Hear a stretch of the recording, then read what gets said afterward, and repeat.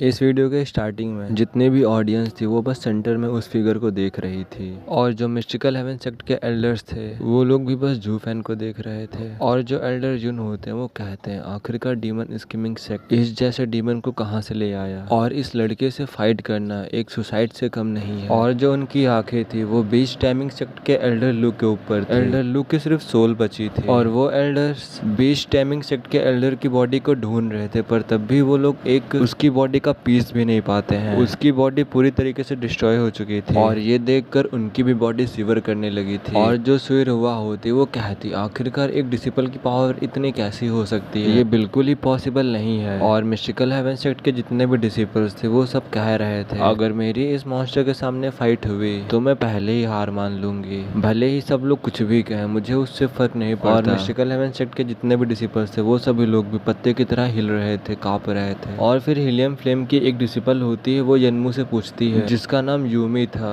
वो कहती है सीनियर ब्रदर यनमू आखिरकार ये है कौन। और फिर जो यनमू होता है वो हैवी टोन में बोलता है तुम्हें इसके बारे में कुछ भी जानने की जरूरत नहीं है और तुम इसे कभी भी टेस्ट करने की मत सोचना। और फिर जो यूमी होती है वो यनमू के सीरियस फेस को देखकर जूफेन की तरफ देखने लगती है और कहती है यनमू के फेस को देखने से ऐसा लग रहा है कि ये बंदा सुपीरियर 3 सेक्ट को कंपटीशन दे सकता है और हमें टॉप 2 पोजीशन पानी होगी सुपीरियर 3 सेक्ट में से। बट जो डीमन स्कीमिंग सेक्ट है वो हमें मिडिल 3 सेक्ट में फेंक सकता है और अगर ऐसा होता है तो ये हम लोगों के लिए बहुत ज्यादा सेम की बात होगी। और इस जीनियस में इतनी पावर है वो किसी भी आदमी को शर्मिंदगी महसूस करा सकता है। और ये सोचने की तो बिल्कुल ही बात नहीं कि यनमू इसके बारे में इतना क्यों सोच रहा है। और जब वो दोबारा से अपने ब्रदर की तरफ देखती है यनमू की तरफ तो गुस्से के मारे यनमू ने अपने फीस्ट को बंद करे हुए था और इसने कभी भी यनमू को इतने गुस्से में कभी भी नहीं देखा था। और फिर वो यनमू से पूछती है सीनियर ब्रदर आप इसके बारे में क्या सोचते हो, ये लड़का वू किंग क्यू के खिलाफ कैसा प्रदर्शन करेगा। और फिर जो यनमू होता है वो अपना सर हिलाते हुए कहता है एक तरफ डिमोनिक कल्टिवेटर है और दूसरी तरफ राइटियस है, एक हेल से आया है और दूसरा लैंड ऑफ ब्लिस से,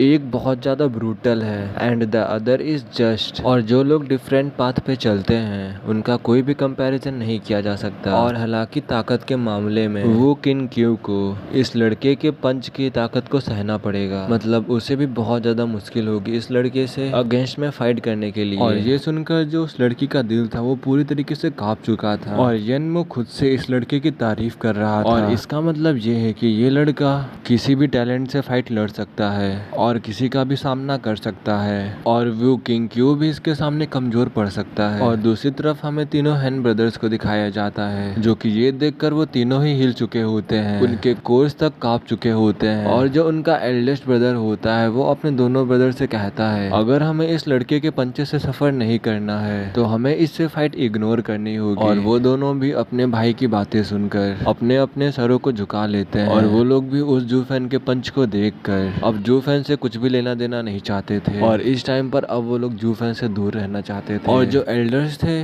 जूफेन ने जो अभी किया था वो देखकर कुछ भी सोच समझ नहीं पा रहे थे और वो कोई भी डिसीजन नहीं ले पा रहे थे आखिरकार वो करें तो करें क्या। और फिर वो ज्यादा समय तक चुप नहीं रहते हैं और चिल्लाते हुए कहते हैं आज लोअर 3 सेक्ट में जो एबनॉर्मल चीज हुई है उसकी वजह से अभी सब कुछ सस्पेंड किया जाता है और इसके डिसीजन के लिए मैं रिपोर्ट करूंगा टू एक्सल्ट को और अब वही बताएंगे कि आगे क्या होगा और अब सभी डिसिपल्स यहाँ से जा सकते हैं। और फिर जो एल्डर लू होते हैं वो कहते हैं आप ऐसे नहीं छोड़ सकते। और एल्डर लू कंप्लीट करते हुए कहता है मेरे जितने भी डिसिपल्स थे वो सभी लोग मारे जा चुके हैं और इस लड़के ने एक ही स्ट्राइक में उन सबको मार डाला और आप इसके लिए कुछ भी नहीं करना चाहते हैं। और फिर जो वो जज होता है वो अपनी दाढ़ी को पकड़ते हुए कहता है स्टेज पे फाइट लड़ते समय कभी भी डेथ हो सकती है और कपल ऑफ डिसिपल्स को लूज करने से क्या ही हो जाता है और तुम्हारे कहने से हम लोग क्या रोक दो डबल ड्रैगन गैदरिंग को और लाइफ के बदले लाइफ लें। और फिर यहाँ के रूल्स का क्या होगा, इन्हें कौन फॉलो करेगा। और फिर जो एल्डर लू होता है वो कहता है क्या तुमने नहीं देखा सिर्फ मेरा एक डिसिपल स्टेज पर था और मेरे जितने भी डिसिपल्स थे वो सब लोग स्टेज के बाहर थे। और फिर जो फिंडियन होता है वो कहता है जूफेन का जो पंच था वो अनलीस्ट हुआ था स्टेज के ऊपर और उसने स्टेज के ऊपर रहकर ही सभी डिसिपल्स को मारा है और उसने बस थोड़ा ज्यादा ही जोर लगा दिया जिससे कि जो बैरियर था वो भी टूट गया और जिसकी वजह से तुम्हारी पूरी टीम को डैमेज सहना पड़ा और इस बैरियर की वजह से ही तुम्हारे डिसिपल्स की जान गई है। और अगर तुम बहुत ही ज्यादा इंडिग्नेंट हो तो तुम इसे डबल ड्रैगन मैनर के पास लेकर जाओ। और इस समय फिंडियन जितना भी ब्लेम था वो वो सब डबल ड्रैगन मैनर के ऊपर लगा रहा था। और इस समय फिंडियन का कहने का मतलब ये था,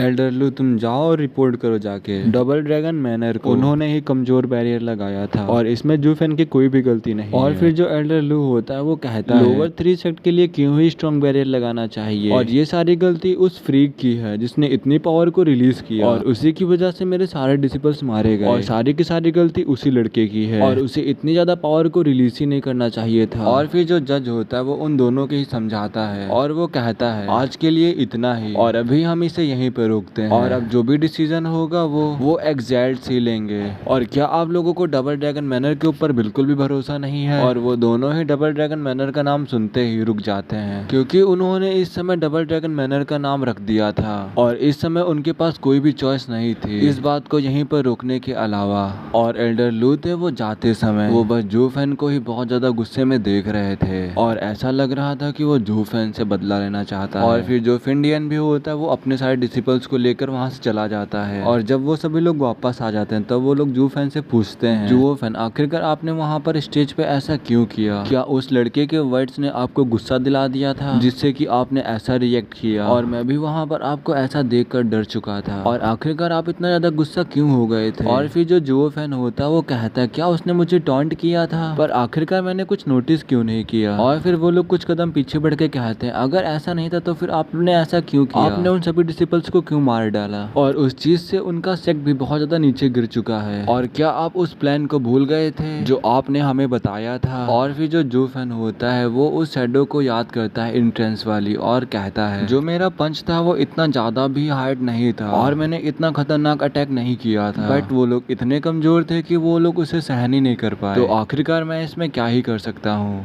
और फिर हमें दोबारा से स्टेज की तरफ दिखाया जाता है जहाँ पर सभी ऑडियंस जा रही होती है और वहीं पर हमें 2 यूथ को दिखाया जाता है वो भी उन्हें फॉलो करते हुए जा रहे होते हैं। और फिर हमें एक ब्लू रोप वाले बंदे को दिखाया जाता है जो कि कहता है जूनियर ब्रदर आखिरकार आप पूरा दिन कहाँ थे? मैंने आपको कहीं नहीं देखा। मुझे लगा कि आप कहीं और गए होंगे पर आप उसकी जगह देख रहे थे लोअर 3 सेक्ट की फाइट को। और क्या कोई लोअर 3 सेक्ट में ऐसा है जिसने तुम्हें अपनी तरफ आकर्षित किया हो? और फिर जो वो जूनियर ब्रदर होता है वो सीनियर ब्रदर से कहता है सीनियर ब्रदर ऐसा कुछ भी नहीं है, मैं लोअर 3 सेक्ट की फाइट देखने नहीं गया था, बस मैं वहाँ पर किसी को देखने गया था। और सीनियर ब्रदर क्या आपको याद है जो मुझे फीलिंग आई थी कुछ दिन पहले और मुझे लगा था कि जो मेरा अराइवल है वो यहाँ पर आ चुका है और एक्चुअली में वो यहाँ पर पहुँच भी चुका है और इसीलिए मैं देखने गया था। और फिर जो सीनियर ब्रदर होता है वो थोड़ा कंफ्यूज होते हुए कहता है क्या लोअर 3 सेक्ट में? और फिर वही जो जूनियर ब्रदर होता है वो कहता है हाँ मैंने उसे वहीं पर पाया। और फिर वो बहुत ज्यादा फायर के साथ और एक्साइटमेंट के साथ कहता है जैसा कि मैंने सोचा था वो एकदम ही मेरे जैसा है, आधा इंसान और आधा शैतान and yet the body of an emperor. और हम दोनों की पावर एक दूसरे को एक दूसरे के करीब खींचती है बिल्कुल एक अनएंडिंग स्पाइरल की तरह जो कि कभी खत्म नहीं हो सकता। और फिर जो सीनियर ब्रदर होता है जो कि ब्लू रोप में होता है वो कहता है जूनियर ब्रदर ये पहली बार है जब मैंने तुम्हें इतना ज्यादा एक्साइटमेंट देखा। और फिर जो जूनियर ब्रदर होता है वो कहता है एक वर्दी राइवल मिलने पर कौन ही इतना ज्यादा एक्साइटमेंट नहीं होगा। और जूनियर ब्रदर लंबी सी सांस लेते हुए आसमान में देखता है जैसे एक दिन केवल एक ही हो सकता है उन दोनों में से और दोनों ही एक ही तरीके के बीस्ट हैं और दोनों ही बने हैं एक दूसरे से फाइट करने के लिए और बस अब ये देखना है कि इन दोनों में से बेटर कौन है और इसे ही कर्मा कहते हैं। और फिर जूनियर ब्रदर सीनियर ब्रदर से कहता है दोबारा से सॉरी सीनियर ब्रदर अब मैं आपसे लेने जा रहा हूँ वेस्टर्न लैंड के बेस्ट टैलेंट का टाइटल, तो इसके लिए मुझे माफ कर देना और ये टाइटल जो हम दोनों में से जीतेगा उसी का होगा, वही इसका विजेता होगा। और फिर जो सीनियर ब्रदर होता है वो उसको देखते हुए कहता है कॉन्ग्रेचुलेसन। और फिर हमें दूसरी तरफ एक फॉरेस्ट का सीन दिखाया जाता है और उस फॉरेस्ट में जो सॉन्ग गर्ल थी वो एक पेड़ के ऊपर बैठकर आराम कर रही थी और उसी फॉरेस्ट में जो एल्डर लू था वो प्लान बना रहा था जूफेन और इन दोनों को लड़कियों को मारने का क्योंकि वो अपने डिसिपल्स का बदला लेना चाहता था। और फिर हमें दूसरी तरफ जूफेन को दिखाया जाता है जो कि वो भी उस फॉरेस्ट में आ चुका होता है और जो जूफेन होता है वो जोंगनिन के साथ होता है और वो लोग सॉन्गर को ढूंढ रहे होते हैं। और फिर कुछ देर बाद जो योंगनिंग होती है वो एक पेड़ की तरफ पॉइंट करते हुए कहती है वो देखो सॉन्गर वहाँ पर है। और फिर जो जूफेन होता है वो हंसते हुए कहता है योंगनिंग से तुम्हारी आंखें तो मुझसे भी तेज हैं और चलो अब वहीं पे चलते हैं। और जो जूफेन और जो वो लड़की होती है वो साथ में वहाँ पर जाते हैं और उस पेड़ के पास लैंड करते हैं और देखते हैं जो सॉन्गर होती है वो पीसफुली आराम से वहाँ पर शांति से आराम कर रही होती है। और जैसे ही वो लोग सॉन्गर के पास पहुँचते हैं और वहाँ पर जो सब चीजें होती है वो हिलने लगती हैं और अचानक से सब कुछ इम्पटी हो जाता है और ये लोग जितनी दूर भी देख रहे थे सब कुछ व्हाइट व्हाइट दिखाई दे रहा है। और फिर जो जूफेन होता है वो कहता है क्या ये एक इल्यूजन है। और जूफेन दोबारा से कहता है जब मैं यहाँ पर आया था तब मुझे कोई भी एरस वगैरह का साइन नहीं दिखा था और इसका मतलब ये है कि कोई यहाँ पर आसपास है जो ये सारी चीजें कर रहा है और ये एल्डर लो ने किया था, ये एक इल्यूजन था। इस इल्यूजन से अच्छे अच्छे लोग भी नहीं निकल पाते हैं और जूफेन और वो लड़की यहाँ पर फंस चुके थे और अब यहाँ से निकलना बहुत ही ज्यादा मुश्किल था। और फिर जो एल्डर लो होता है वो भी सामने आ जाता है और जो एल्डर लो होता है वो कहता है ये मेरी दुनिया है, ये मेरा इल्यूजन है, अब तुम लोग यहाँ से बच के नहीं जा सकते हो और अब मैं जो कुछ भी चाहूँ वो यहाँ पर हो सकता है और अब तुम लोग यहीं पे सब मारे जाओगे और तुम में से कोई भी यहाँ पर नहीं बच पाएगा। और फिर जो जूफेन होता है वो कहता है क्या तुम इन लड़कियों का चारा बना के मुझे मारना चाहते थे और इन्होंने तो कुछ किया भी नहीं है तो इन्हें जाने दो यहाँ से। पर जो एल्डर लो होता है वो नहीं मानता है और फिर जो जूफेन भी होता है वो एक एविल स्माइल हंसते हुए कहता है भले ही ये तुम्हारा इल्यूजन है बट ये मेरे सामने कुछ भी नहीं है। और तभी जूफेन के पीछे से जो विंग्स होते हैं वो निकलने लगते हैं, फेदर्स निकलने लगते हैं और जूफेन इस समय हवा में उड़ने लगता है और जो जूफेन के ये विंग्स थे ये बहुत ही ज्यादा पावरफुल थे और ये किसी भी इल्यूजन को आसानी से डिस्ट्रॉय कर सकते हैं। और फिर जो जूफेन होता है वो अपने पंखों से उस इल्यूजन को डिस्ट्रॉय करने की कोशिश करता है बट नहीं कर पाता है। और फिर जो एल्डर लू होता है वो कहता है ये जो तुम्हारे वेदर्स हैं ये सिर्फ तब काम करेंगे जब कोई ये इल्यूजन बॉडी के साथ कर रहा हो बट मेरी जो बॉडी है वो डिस्ट्रॉय हो चुकी है और मैं ये सब कुछ अपने सोल के साथ कर रहा हूँ तो तुम चाह करके भी इससे नहीं बच सकते हो और ये मेरी दुनिया है, मैं यहाँ का राजा हूँ, मैं यहाँ का किंग हूँ, मैं जो चाहूँ वो कर सकता हूँ और तुम कुछ भी नहीं कर सकते। और फिर जो जूफेन होता है वो कहता है ये कोई रियल चीज नहीं, ये सिर्फ एक इल्यूजन है और मैं इसको आसानी से डिस्ट्रॉय कर सकता हूँ। और ये कह करके अपने पंच में बहुत ज्यादा पावर लाता है और जमीन पे बहुत तेजी से मारता है बट वहाँ पर कुछ भी नहीं होता है, उस इल्यूजन को कुछ भी नहीं होता है। बट जो जूफेन होता है उसके खुद के मुंह से खून निकल आता है। बट जो जूफेन होता है वो कहता है ये जो कुछ भी हो रहा है मुझे पता है ये रियल नहीं है, ये सब इल्यूजन है और मुझे पता है मैं इसको अटैक करके जब तक ये डिस्ट्रॉय नहीं हो जाता तब तक कि मैं इस पे अटैक करता रहूंगा और मैं इसे डिस्ट्रॉय कर दूंगा। और जो जूफेन होता है ऐसे ही अपने पावरफुल 4-5 पंच मारता है पर तब भी कुछ भी नहीं होता है। और जो एल्डर लो था वो इस समय मॉक कर रहा था जूफेन को। और फिर जो एल्डर लो होता है वो हंसने लगता है और तभी जमीन के नीचे से कुछ ब्लैक शेडोज निकलने लगती हैं और जूफेन के हाथों को खाने लगती हैं। और जूफेन ने उस समय अपने किलिंग के भी आर्म को रिलीज किया था बट जो वो शेडोज थी वो किलिंग के भी आर्म को खाए जा रहे और जो ये शेडोज थी वो बीस्ट टीमिंग सेट के डिसिपल्स के जैसे लग रही थी और वो सारे शेडोज बस ये कह रहे थे कि तुम मुझे हमारी जिंदगी वापस दो जूफेन, तुम मुझे हमारी जिंदगी वापस दो। और ये कहते हुए वो जूफेन के हाथों को खाए जा रहे थे। और जो जूफेन होता है वो भी कहता है ये सिर्फ इल्यूजन है मुझे पता है बट अगर मैं यहाँ पर मर जाता हूँ तो मैं रियल वाली दुनिया में भी मर जाऊंगा तो मुझे कुछ ना कुछ तो करना पड़ेगा।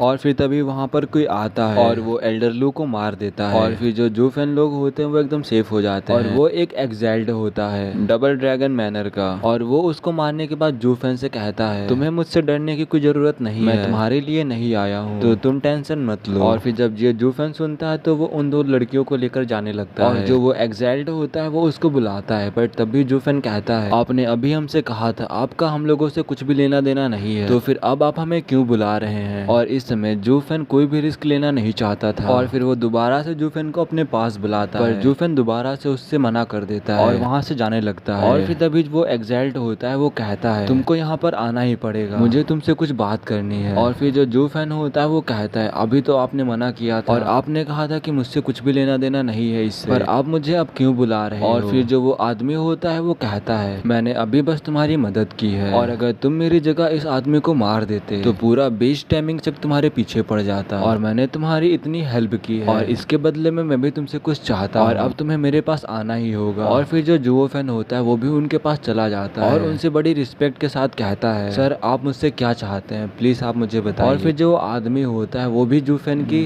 की स्मार्टनेस को दाद देता है और वो कहता है जूफेन को पता है कब किससे क्या बात करनी है और कैसे बात करनी है, ये लड़का सही में बहुत ज्यादा ही जीनियस है। और फिर जो वो आदमी होता है वो जूफेन से कहता है मैं चाहता हूँ कि तुम मिडिल 3 सेक्ट और लोअर 3 सेक्ट से ना लड़ो क्योंकि मैं तुम्हारी पावर को देख चुका हूँ, वो लोग तुम्हारी बराबरी के नहीं है और तुम्हारी जो स्ट्रेंथ है वो बहुत ही ज्यादा है और इसलिए मैं चाहता हूँ तुम डायरेक्ट सुपीरियर 3 सेक्ट से लड़ो। और मैं ऐसा इसलिए कह रहा हूँ क्योंकि जो लोअर 3 सेक्ट और जो मिडिल 3 सेक्ट है तुम्हारी पावर को देखकर शायद वो तुमसे ना लड़े और पीछे हट जाए और अपनी हार को स्वीकार कर लें। और हम डबल ड्रैगन मैनर के लोग ऐसा बिल्कुल भी नहीं चाहते। हम उनके सेक्ट की फुल पोटेंशियल को देखना चाहते हैं और इसीलिए हम चाहते हैं कि तुम डायरेक्ट सुपीरियर 3 सेक्ट से लड़ो।